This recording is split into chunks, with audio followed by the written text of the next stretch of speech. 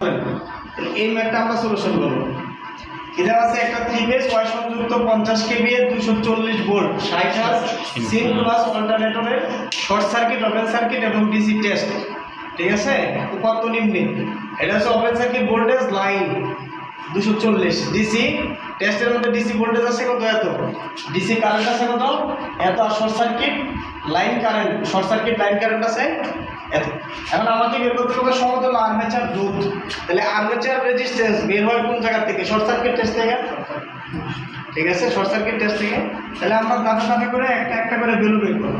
তাহলে একটা জিনিস খেয়াল করেন, আর্মেচার রেজিস্ট্যান্সের যেহেতু কোন ধরনের সংযোগটার দিকে খেয়াল রাখতে হবে, স্টার। কোন ধরনের সংযোগ? স্টার সংযোগ, তাই না? তাহলে আর ওয়াই যে রেজিস্ট্যান্সটা হবে সেটা যেহেতু স্টার সংযোগ, সেটা কত 1.5 দ্বারা কি হয়ে যাবে, মানে 0. মানে ডিসি যে রেজিস্ট্যান্সটা হবে, মানে ডিসি যে রেজিস্ট্যান্স হবে, তাহলে আমরা আর ডিসি সমান আমরা কি জানি, আমরা বাইরে বাইরে করি, ইকুয়াল টু কত লিখতে পারি, বিডিসি ডিভাইডেড বাই কত, আইডিসি। কি বলেন? তাহলে বিডিসির মান কত দেওয়া আছে 10.35, আর আইডিসির মান কত দেওয়া আছে 52.80। তাহলে কত আসে এটা দেখেন, ক্যালকুলেটর রাখেন। তাহলে 0.1960, কি বলেন, 0.1960 এত ওহম। কি বলেন এটা না, কত আসছে 0.1960। ওকে, তাহলে এইটা আরডিসি রেজিস্ট্যান্স পাইলাম।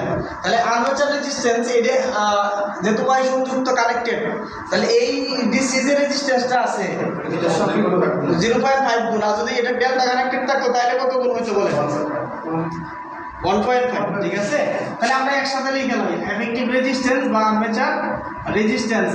এই আর্মেচার রেজিস্ট্যান্সটা যখন করবো সেটা কি, আচ্ছা আগে দাবি দাবি করি না, এটা ভুল করবেন।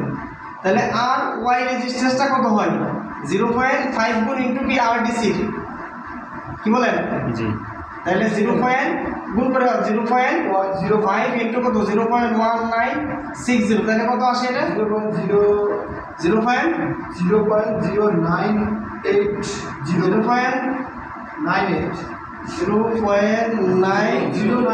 আচ্ছা 0.0980 এত ওহম। তাহলে এখন আমার দরকার কি বলেন, এফেক্টিভ আর্মেচার রেজিস্ট্যান্স। কি বলেন? Effective armature resistance. তাহলে সুতরাং effective armature resistance equal to আমরা কি 1.2 গুণ থেকে কি 1.7 গুণ পর্যন্ত নিতে পারি। ঠিক আছে, তাহলে বেস্ট ভ্যালু হচ্ছে কি 1.2 গুণ ইন্টু কত আর ওয়াই। তাহলে 1.2 ইন্টু আর ওয়াই এর ভ্যালু কত 0.098 ইকুয়াল টু কত আসে, এখানে 1.2 দিলাম আমি। আপনারা কি করতে পারেন 1.2 থেকে 1.7 পর্যন্ত যে কোনো ভ্যালু নিতে পারবেন, কিন্তু এই বইয়ের মধ্যে 1.2 নিয়ে করছে, সর্বনিম্ন ভ্যালুটা নিয়ে করছে আর কি। কারণ এসি রেজিস্ট্যান্স ডিসি রেজিস্ট্যান্সের একটা গুণন থাকে। তাহলে ওয়াই এর জন্য কি 0.5 আর ডেল্টার জন্য কত হইতো 1.5। ঠিক আছে, তাহলে এটা সমান কত আসছে, আর্মেচার রেজিস্ট্যান্সটা কত আছে 1.298 এর ভ্যালু করছে 0.1176 ওহম। ঠিক আছে, এটা একটা আনসার। ভুল করলে কেমন হয় বলেন তো, দিকে দিকে ক্যালকুলেশন নাই না, ভুল করলেন পরীক্ষার খাতার মধ্যে তো 100% ভুল করবেন। বুঝেন না কথা, এনে ভুল করতেছেন তো পরীক্ষার খাতার মধ্যে কি করবেন, তখন তো মানে প্রেশার থাকবে মাথার মধ্যে। এখন তো প্রেশার নাই না, রাত্রে গার্লফ্রেন্ডে কোনো প্যারাটা দিচ্ছে বুঝলাম না। দেখেন এখন এক সমতুল্য আর্মেচার রেজিস্ট্যান্স হয়ে গেছে। কত লিখছিলাম 1.2 থেকে 1.7 পর্যন্ত যে কোনোটা নিতে পারবেন, 1.6 1.7 পর্যন্ত নেওয়া যায়, সমস্যা না। কিন্তু ম্যাক্সিমাম বইয়ের মধ্যে 1.5 গুণ করে করছে, অথবা সেটা বলা দেওয়া থাকবে, আপনি যে কোনোটা গুণ দেবেন, আনসারের তেমন বেশি ডিফারেন্ট হবে না। ঠিক আছে, কিন্তু এটাতে 1.2 দ্বারা গুণ করছে, এই জন্য 1.2 দ্বারা গুণ করলাম। ক্লিয়ার? 1.6 1.7 পর্যন্ত এক বইয়ের মধ্যে এক একটা লেখছে, এটা বইলে বেশি না ইচ্ছা আপনার। আপনি এর ভিতরে 1.2 থেকে 1.7 এর ভিতরে যে কোনো ভ্যালু দিতে পারবেন, বলা থাকলে তো কোনো করার নেই। ঠিক আছে, বলা থাকলে আপনি যে কোনোটা দিবেন। আচ্ছা, তাহলে আর্মেচার এফেক্টিভ আর্মেচার বা সমতুল্য আর্মেচার রেজিস্ট্যান্স। এখন কি সিনক্রোনাস রিঅ্যাকট্যান্স আমরা বের করব।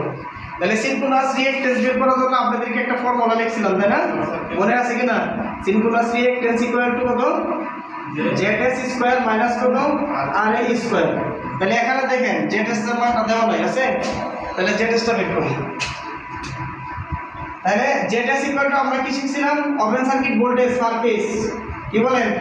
Open circuit voltage per phase divided by কি? Short circuit current per phase. তাহলে দেখেন ওপেন সার্কিট ভোল্টেজ কত দেওয়া আছে, এটা লাইনে দেওয়া আছে, তাহলে ফেজে নিয়ে যান। তাহলে 240 ভাগ কত? √3। আর এটা কি আছে? শর্ট সার্কিট কারেন্ট, মানে শর্ট সার্কিট লাইন কারেন্ট। তাহলে বলেন এটার ক্ষেত্রে লাইন কারেন্ট আর ফেজ কারেন্ট তো সেমই হবে, ঠিক না? তাহলে এটা কত লেখা যায়? 100 কত আছে?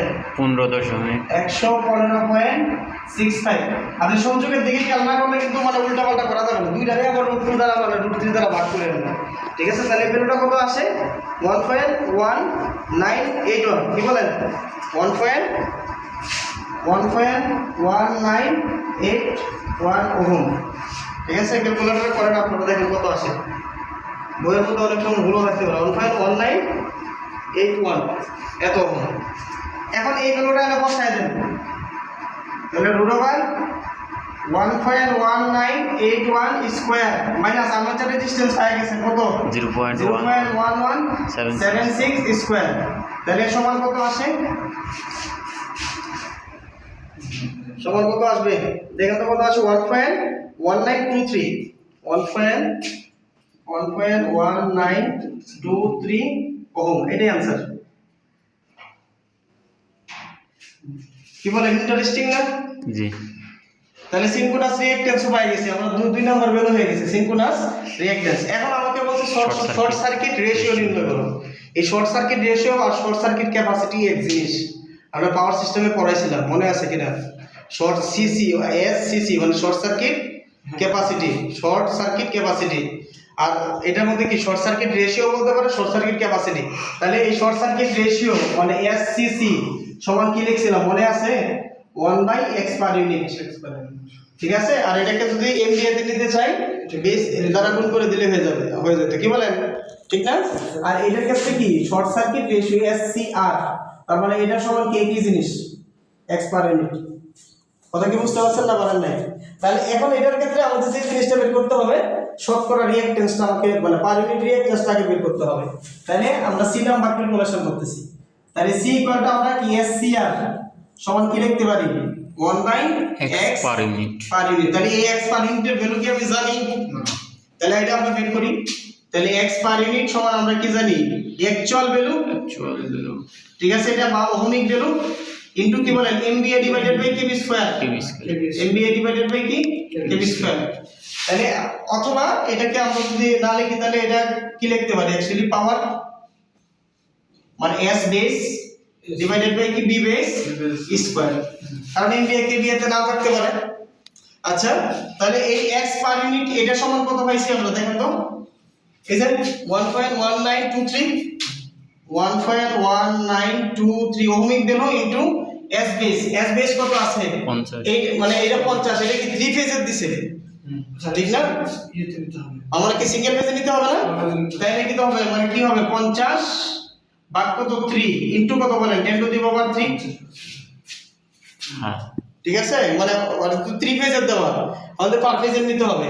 তাহলে S মানে B বেস কত আছে বলেন? মানে B বেস কত আছে? 240। তাহলে এটা কি 3 ফেজ মানে 3 ফেজের না? তাহলে পার ফেজে নিতে হবে। তাহলে কি লিখতে পারবো আমরা? 240 ভাগ 3। তাহলে 240 ভাগ কত? 3 √3, তার উপরে কি আছে? স্কয়ার। তাহলে একটা জিনিস মানে জানা রাখেন, যদি 3 ফেজ থাকে এই যে স্কয়ার 3 আছে না, তাহলে 3 কাটা যায়। লাইন ভোল্টেজ আর ফেজ ভোল্টেজ যেভাবে আছে ওইভাবেই নিতে পারেন আপনি, সমস্যা নেই। কথা কি ক্লিয়ার? এমভিএ বাই এসভিএ মানে লাইনেরটাই নিতে পারেন, এতে কোনো সমস্যা নাই। অথবা আপনি এইভাবে মানে লাইনে আমাকে এটা 3 দ্বারা ভাগ করে নিলেন আর এটা কি মানে ফেজে কনভার্ট করে নিলেন, ঠিক আছে? তো দেখেন কাটাকাটি করলে এই যে 3 কিন্তু কাটা যায়, ঠিক আছে? ওই জন্য আমাদের মানে একটু চেঞ্জ করতে হয় না। এটার ফর্মুলার একটা সুবিধা আছে, 3 ফেজ থাক, সিঙ্গেল ফেজ থাক, 12 ফেজ থাক, 10 পেজ থাক, তাহলে আমরা ওই যে ভ্যালু আছে এই ভ্যালু দিয়ে নিয়ে নিব। ঠিক আছে, পার ইউনিটের কাছে কোনো কি হয় না, চেঞ্জ হয় না। ঠিক আছে, তাহলে এটা এই ভ্যালুটা কত আসতেছে, x পার ইউনিটের ভ্যালু আসবে 1.035। এর ভ্যালুটা কত আসবে 1.035 পার ইউনিট। তাহলে এই ভ্যালুটা আপনি এখানে বসায় দেন, এই সমীকরণে বসায় দেন, তাহলে কত লেখা যায় 1.035 আর এটাকে যখন আপনি ইনভার্স করবেন তাহলে 0.966, তাহলে 0.966 এটাই आंसर। দেখেন এটা ইন্টারেস্টিং হচ্ছে, আপনারা থেকে আপনি x পার ইউনিটটাও শিখতে পারলেন। পার ইউনিট থেকে পার ইউনিট না পারলে কিন্তু এটা বলা যাবে না। ঠিক না, এই কনসেপ্টটা আসছে কি পার ইউনিট থেকে। তাহলে এরকম যদি কোনো ম্যাথ থাকে তাহলে পারবেন কিনা বলেন। এইটাই হচ্ছে একটা ব্যতিক্রম ম্যাথ, সিনক্রোনাস জেনারেটর এবং অল্টারনেটরের। শিফট করে লো আল্লাহর নাম নিয়ে।